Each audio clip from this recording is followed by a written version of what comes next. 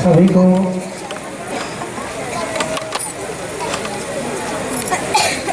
मेरा सादर नमस्कार। मैं राम प्रसाद सिंह इसी गांव का निवासी हूं और सबसे पहले मैं श्री भानु जी और हमारे गांव के धीरज जी के संपर्क से IIT कानपुर में 2015 में मैं दिसंबर में इस शिविर को करने के लिए गया और वहाँ मैंने संबंध सुविधा और समझ को समझा। तब से मेरा ध्यान इस विषय पे गया और मैं 4-5 शिविर कर चुका हूँ। तो ये चीज़ समझ में आई कि संबंध क्या है, परिवार में व्यवस्था कैसे बनेगी। तो मैं जब लेवल 2 किया, ध्यान गया तो कि जो भी परेशानियाँ होती थी पहले मुझे बहुत क्रोध आता था। तो ध्यान गया कि ये क्रोध आ कहाँ से रहा है। तो अपने ही परिवारों पे मैं बहुत गुस्सा करता था, छोटी छोटी घटनाओं पे। जैसे एक दिन परिवार के लोग यहाँ हैं, सभी लोग मेरे परिवार के हैं। तो एक दिन की घटना है कि मुझे दाल में एक दिन नमक ज़्यादा पड़ गया। तो मैं काफ़ी गुस्सा किया कि पूरा ज़िंदगी बनाओ कितना दिन बीत गई नून डाले के ढंग ना है। तो हम ये समझावे के चाहते रहने कि हम खिसियाए तो ये सुधार हो जाए, लेकिन विद्या में गईला के बाद ये बुझाए कि ये तो संबंध पूर्वक बात के रखल जाए, एक प्रभाव ज़्यादा बा। तो एक ध्यान हमार क्रोध के तरफ से ध्यान गई कि ये तो जो विचार में चलता कि हम खिसियाए तो संबंध सुधर जाए, लेकिन ऐसे कोनो परिवर्तन होकर ना रहे। और जब ये विद्या समझ में आई तो परिवार में संबंध पूर्वक ये बात के रखल गई। तो हमारा परिवार के 6 लोग शिविर हो चुकल बा, एगो हम लेके 7 लोग। अब परिवार में 1-2 लोग और बचल बा। तो इस संबंध के विज्ञान पढ़ला के बाद परिवार में परिवार सभा रोज हमारा यहाँ होला। और रोज दिन भर के कार्य के सबको अपन मूल्यांकन शाम के 30 मिनट बैठिले सब। और में ये रखाला कि भाई दिन भर के का कोई अपन रखेला। आ कोनो त्रुटि होला तो स्वतः रख देला कि आज हमारा से व्यवहार में हुई गलती हो गई, कार्य हुई गलती हो गई।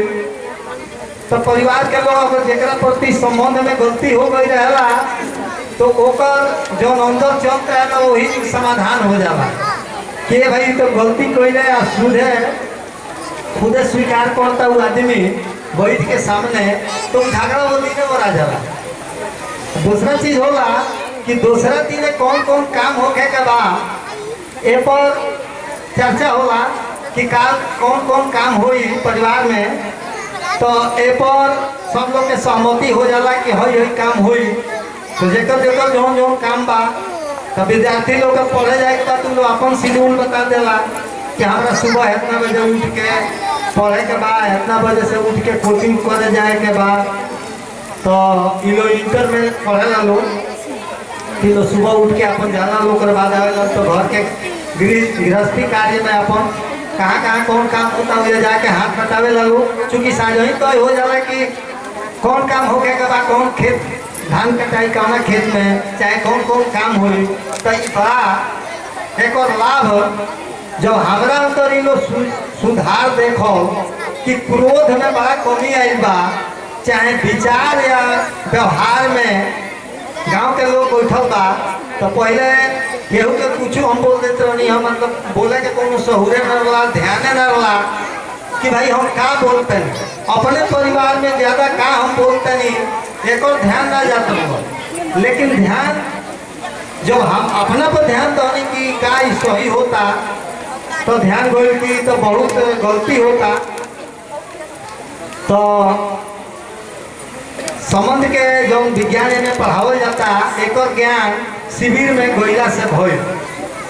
तो आगे इस चीज़ के परिवार में परिवार सभा से जो न्याय सुनिश्चित होने के बाद सबका जे जौन करता ओकर मूल्यांकन हो जाता। पहले तो मूल्यांकन ना होके पहले ही कहल जा हम ही कहीं अपना परिवार में कि एगो उठ के खाना बना लू हो तो इतने में सब काम हो गई। अब ओकर मूल्यांकन होता परिवार सभा में तो पता लगता है वो महिला रखतिया कि हम तो 4 बजे भोर में उठिले तो आंगन घर बाहरी ले बर्तन साफ करी ले एक बाद खाना बनाई ले सबका के खिया के भोजन करके फिर खेती बाड़ी में जाइले फिर आइले तो 10 बजे रात में सारा काम सरिया के बैठ के जाती है तो ओकर मूल्यांकन लौकता। और इसे सहज में कहा जाता है कि का तू दिन भर में कैलू है तो ये ओकर सम्मान होता कि अपमान होता है एक ध्यान दो। तो ये सब हमारा में परिवर्तन देख के हमारा परिवार के लोग भी सब लोग शिविर खोले बा एगो दूगो आ ध्यान गई बा तो उन सब संबंध पूर्वक जिए के प्रयास कर रहा बा। इन्हें की कहत कि बहुत ज़्यादा प्रगति हो गई बा लेकिन ध्यान गई बा तो एगो ध्यान गई नहीं बहुत बड़ा उपलब्धि बा। तो इतना ही बात करके हम अपन वाणी के ध्यान देता नहीं नमस्कार।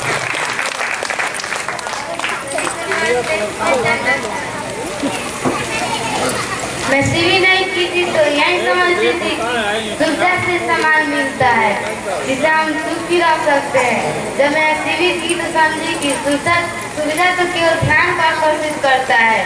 सुविधा में तो केवल पशुओं का जीना हो पाता है। सुखी तो हम तभी रह सकते हैं जब हम सही समझ के आधार पर संबंध बनाकर सुविधा जुटाए तो अभी हम सुखी रह सकते हैं। मैं अपने भाइयों से पहले बहुत झगड़ा करती थी। मैं यही सोचती थी कि वे मुझे दुखी करना चाहते हैं। जब मैं शिविर की तो मैं समझी कि ये मुझे सुखी करना चाहते ही है लेकिन उनकी योग्यता में कमी है जो मुझे दुखी कर दे रहे हैं। योग्यता तो चाहना ठीक ही होता है तो उनकी योग्यता में कमी होती है।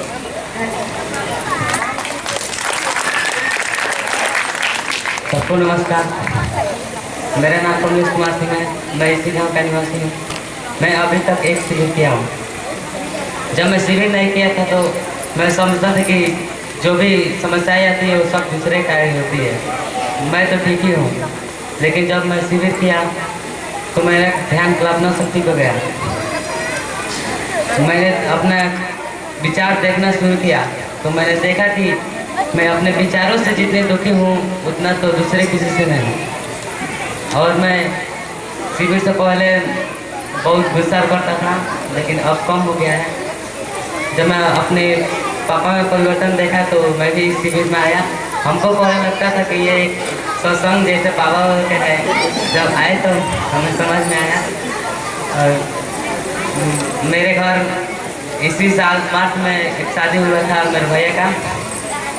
उसमें मेरे पापा जी पत्ता वाला पतल मंगाए थे तो हमको लगा कि कोई कंजूसी कर रहे हैं। तो उस समय तो कुछ नहीं बोले लेकिन जब इस शिविर में आए तो मोदी सर बोल रहे थे कि ये जो थर्माकोल का है चमकता पतल आ रहा है उसमें खाने से गरम गरम चीज़ खाने से कैंसर होता है। तब हमको लगा कि जो मेरे पापा जी करते थे वो अच्छा ही कर रहे थे। बस इतना ही कहना है। सबको नमस्कार। मेरा नाम शैलेंद्र कुमार सिंह है। मैं इसी गांव का रहने वाला हूं। मैं शिविर नहीं किया था तो यही समझता था कि अच्छे से पढ़ाई कर लो, अच्छी नौकरी पालो और ढेर सारी सुविधाएं जुटा लो, बस सुखी होने का यही मंत्र है। और जब मैंने इस शिविर किया तो मुझे लगा कि सुविधा से कहीं ज़्यादा संबंध है। हम सुविधा से तो थोड़े या बहुत दुखी होते हैं लेकिन संबंध से हम हमेशा संबंधों में अभाव के कारण दुखी होते ही रहते हैं। तो मैंने शिविर किया तो मुझे लगा कि हाँ मुझ में भी कमियां हैं, मेरे विचार हैं जो हमेशा उलझे ही रहते थे। मैं अपने विचार को देख पाया और उसमें देखा कि इतनी अव्यवस्था है और मैं ये सोच रहा हूँ कि मैं अपने परिवार को व्यवस्थित कर चलाऊँगा। ये मेरे विचार में ही व्यवस्था नहीं बन पाई है तो मैं अपने परिवार को कैसे व्यवस्थित कर पाऊंगा। ये मैंने सोचा तो मैं अपने विचार पर कार्य करना प्रारंभ कर दिया।